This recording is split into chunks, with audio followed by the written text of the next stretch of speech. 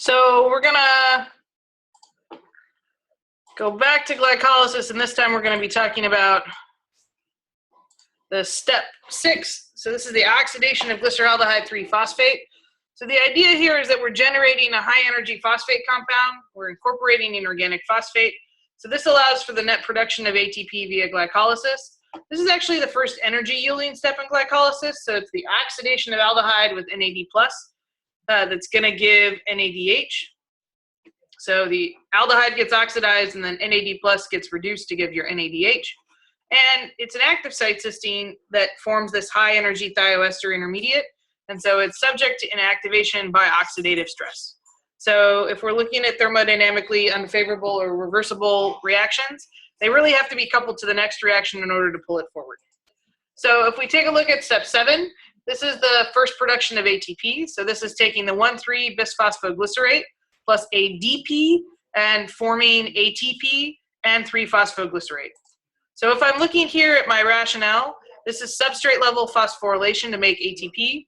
And the 1,3-bisphosphoglycerate is actually a high energy compound that can donate the phosphate group to ADP to make ATP. The kinases are enzymes then that can transfer the phosphate groups from ATP to various substrates. So if I'm thinking about highly thermodynamically favorable or irreversible, it's going to be irreversible. It's going to be reversible because of the coupling to GAP-DH reactions. So if I'm looking at step 8, this is the migration of the phosphate. So this is 3-phosphoglycerate, and it's undergoing an isomerization reaction to form 2-phosphoglycerate. And again, if I look at that delta G, that's 4.4 kilojoules per mole. If I'm thinking about that rationale, I have to be able to form the high energy phosphate compound. So the mutases catalyze the apparent migration then of the functional groups. So one of the active site histidines is actually modified to generate a phosphohistidine. And it's this phosphohistidine that donates its phosphate to oxygen before retrieving another phosphate from O3. So this 2,3-bisphosphoglycerate intermediate, again, the phosphate from the substrate ends up bound to the enzyme at the end of the reaction. And again, this is unfavorable or reversible. This is where the reactant concentration is kept high by PGK in order to push the reaction forward. And if you're looking at the mechanism here, again, it's base catalyzed phosphoryl transfer. You can see the histidine molecules here. And in addition, you can look at the transfer from the C3 of the substrate to the first active site histidine. And then the sective active site histidine acts as a general acid catalyst. And then if I look at step 9, this is the dehydration of 2-phosphoglycerate to phosphoenol pyruvate. And again, this has a positive delta G of 7.5 kilojoules per mole. The rationale here is that I'm generating a high energy phosphate compound. So 2-phosphoglycerate is not a great phosphate donor. The two negative charges on the 2-phosphoglycerate are really close together, but the loss of the phosphate from the 2-phosphoglycerate would give a secondary alcohol with no further stabilization. So this is slightly thermodynamically unfavorable or reversible, and this is where product concentration is kept low in order to pull the reaction forward. So the last step is step 10. This is the production of ATP.